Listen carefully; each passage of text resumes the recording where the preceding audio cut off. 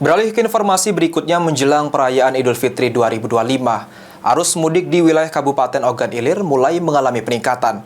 Untuk memastikan kelancaran dan keamanan lalu lintas, Kapolres Ogan Ilir melakukan pengecekan langsung terhadap arus kendaraan di sekitar pintu tol Kramasan.